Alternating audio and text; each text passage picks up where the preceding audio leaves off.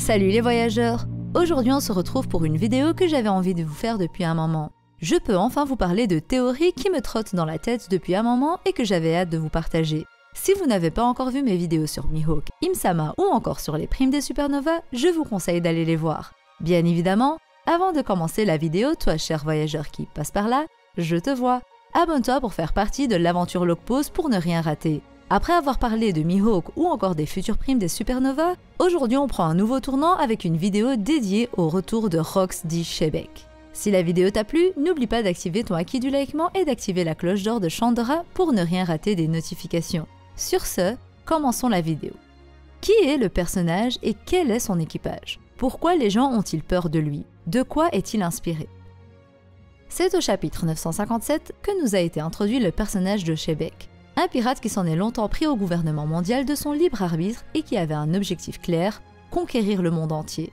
Il s'était constitué un des équipages les plus puissants qui soit, composé de pirates comme Barbe Blanche, Shiki, Big Mom, Kaido et Capitaine John. Rox dit Shebek fait partie des rares personnes à être porteur du Di. Il était tellement puissant qu'il aura fallu l'alliance de Roger et Garp pour venir à bout de lui et de son équipage. Et même comme ça, il se peut qu'il fasse très prochainement son grand retour. Shebek tient son nom d'un navire créé par les Arabes au XVIIIe siècle avant d'être reproduit par les Français, Allemands et Espagnols. Ce navire avait la particularité d'être très rapide et d'être renforcé de 14 à 34 armes à feu. Il était utilisé pour les guerres de course et pour contrer les guerres d'ennemis. On peut ainsi donc penser que Shebek a les caractéristiques de ce navire. Un pirate infaillible à qui personne n'échappe. On pourrait aussi songer au fait que le navire de Teach, qui s'appelle Sabre de Shebek, serait comme ce bateau des anciens temps. Ça ferait sens. Teach sait éviter la guerre et fuir, tout comme mettre la main sur ce qu'il veut sans que ça ne lui échappe. Sa liaison avec Roger, Valey et le siècle oublié. Shebek et Roger, deux monstres de puissance porteurs du Di et ont un but commun mais des idéologies différentes. Les deux cherchent à être libres et au sommet mais pas de la même façon. Shebek cherche à dominer le monde et le soumettre à lui tandis que Roger ne souhaite que sa propre liberté. On peut donc faire une distinction entre les Di, dont certains sont en quête de savoir et liberté, et d'autres de pouvoir et domination. Ces deux personnages ont chacun leur successeur. Quelqu'un avec la même idéologie et qui est digne de l'être. Il s'agit bien évidemment de Luffy et Teach qui seront plus puissants qu'eux et qui s'affronteront comme Roger et Shebek à l'époque. Je sais que certains considèrent Shanks comme étant l'héritier de Roger et son successeur, mais ce n'est pas lui le protagoniste de l'œuvre, ni celui qui deviendra le roi des pirates. De plus, dès le début du manga, Shanks donne son chapeau à Luffy car il a vu en lui l'être qui se hissera au sommet et changera le monde. Je pense que Roger a dû lui en parler et c'est ainsi qu'il a su que quelqu'un le succédera et deviendra Joy Boy. Shanks n'est pas le successeur de Roger et il le sait. C'est pour cela qu'il essaye du mieux qu'il peut de maintenir l'équilibre attendant que Luffy fasse changer le monde. De quoi est-il capable? Quel est le rôle des Mugiwara contre Shebek? Quel lien y aura-t-il entre les deux? Shebek était craint de tout le monde, et le fait qu'il puisse s'en prendre au gouvernement mondial de son libre arbitre sans se faire capturer montre qu'il avait une grande puissance. Mais quelle serait cette grande puissance si même des monstres comme Kaido et Big Mom cherchent à mettre la main sur les armes antiques avant de pouvoir s'en prendre au gouvernement et conquérir le monde? Eh bien, les possibilités sont nombreuses. La première étant celle que Shebek a mangé le fruit aimant de l'eau. Souvenez-vous, lorsque Sengoku expliquait la bataille de God Valley au chapitre 957, il a dit que l'île que le gouvernement mondial voulait cacher au monde avait disparu. Comment une île aurait pu disparaître sans laisser de traces? Ça ne peut pas être l'œuvre de la bataille entre les Rox et l'alliance de Roger et Garp, elle aurait tout simplement été détruite sans disparaître complètement en ne laissant aucune trace. Eh bien si Shebek a ingurgité le fruit du démon de l'eau, il a pu faire croire à sa mort en s'enfuyant dans les profondeurs de la mer, prenant l'île avec lui. Après tout, c'est bien pour une raison si les dragons célestes, Roger, la marine et lui-même s'y trouvaient. Qu'est-ce que God Valley abritait pour que tous s'y rendent? Eh bien je pense personnellement au dernier Road Poneglyph. Shebek serait donc celui qui détient à l'heure actuelle le dernier poneglyphe, et il s'apprêterait à faire son grand retour très prochainement.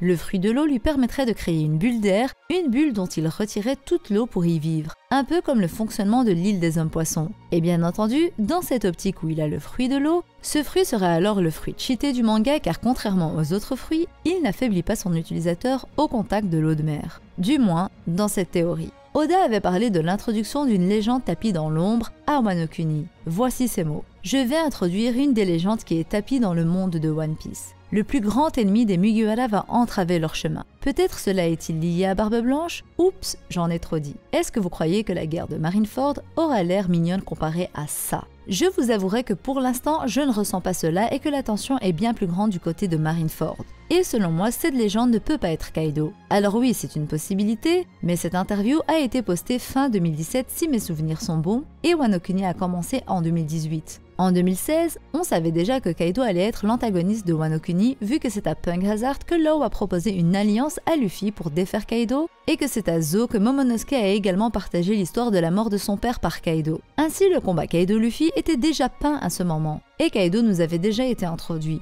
Je ne vois donc pas comment Oda pourrait parler de lui dans cette interview. Et le lien qu'a Barbe Blanche avec Shebeck est plus important que le lien entre Newgate et Kaido. En effet, Edward Newgate était un membre des Rocks et Shebeck était son capitaine. De cette manière, les mots d'Oda nous laissent penser qu'il parle de Rocks dit Shebeck.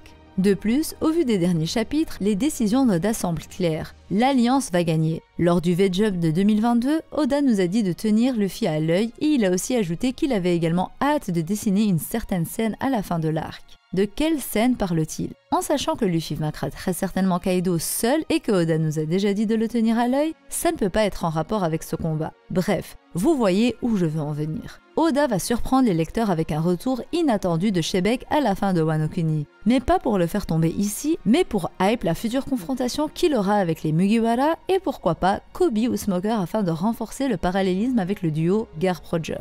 Kobe et Smoker sont des marines prometteurs et selon moi ils sont les seuls candidats à pouvoir prendre le rôle de Garp. Et tout particulièrement Kobe bien évidemment, vu qu'il est entraîné par Garp lui-même.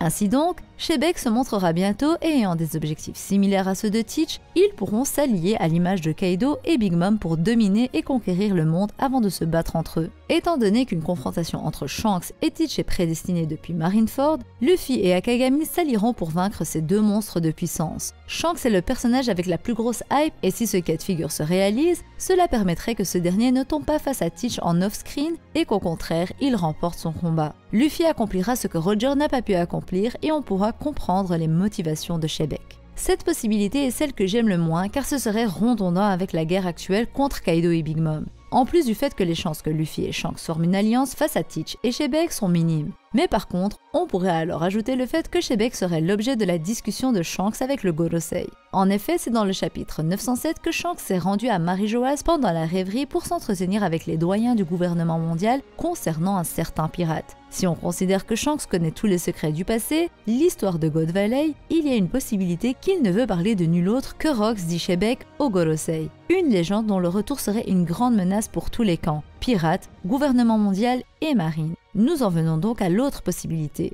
un retour de Shebeck mais à travers Teach. Quel est son lien avec Barbe Noire? Comment peut-il revenir dans l'œuvre et quel sera son pouvoir? Shebeck, ex-détenteur du Yami Yami no Mi, et si Shebeck était en réalité le précédent détenteur du fruit des ténèbres et qu'à la manière d'un Roger, il savait que quelqu'un le succédera dans le futur et a donc décidé de faire disparaître l'île ainsi que lui-même dans les ténèbres, une dimension du Yami Yami no Mi. Son âme a donc été scellée dans le fruit des ténèbres, permettant à Teach de manger plusieurs fruits. Car oui, souvenez-vous, les fruits du démon sont rattachés à l'âme du mangeur du fruit. Ainsi, si Teach a pu manger 2 fruits du démon, on peut supposer que c'est parce que 2 âmes résident en lui. Alors est-ce que c'est le fruit des ténèbres avec l'âme de Shebeck qui lui a donné cette capacité? C'est une possibilité. Certes, Marco a dit que Teach avait toujours eu une constitution spéciale, mais est-ce là réellement le secret derrière la capacité rare et unique de Barbe Noire à manger 2 fruits du démon? On y reviendra un peu plus tard. Quant à Shebeck, je sais que beaucoup me diront que s'il n'est pas mort, son fruit le Yami Yami no Mi, selon cette théorie, n'aurait pas pu renaître. Cependant, selon ma théorie, Shebeck est bel et bien mort. Il a juste décidé d'enfermer son âme dans les ténèbres, une dimension à part du monde dans lequel des gens résident,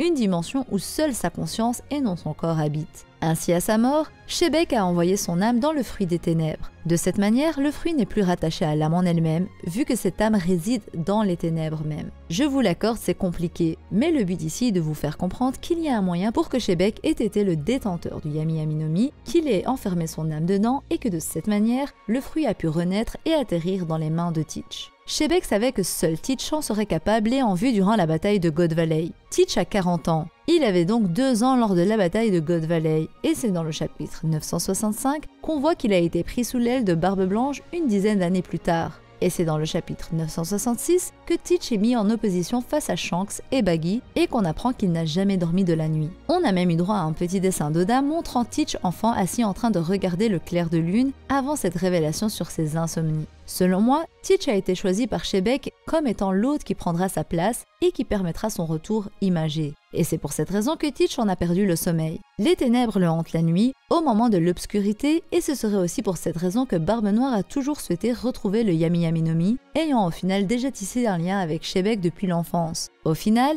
les ténèbres ont toujours été une source de pouvoir pour lui, même si ce n'était pas de la même ampleur que maintenant. De la manière d'un Luffy qui va succéder à Roger, Teach lui succédera à Shebeck. Une prédestination expliquée par la détention du Di. Et si les Di étaient divisés en deux catégories? Les porteurs du Di seraient en réalité les descendants des dieux et sont les seuls susceptibles de faire tomber le gouvernement mondial et les dragons célestes. Ces dieux dateraient du siècle oublié et se seraient divisés en deux camps. Ils auraient alors donné leur grâce aux humains qui sont les porteurs du Di. La présence de divinités, créatures mythologiques et démons est abondante dans One Piece, à travers les techniques, les noms, les fruits du démon et autres. Nous ne savons que trop peu de choses à propos du siècle oublié, donc les possibilités sont énormes. Les Di peuvent être également les ennemis des dieux, des dragons célestes et de Im, reine du monde.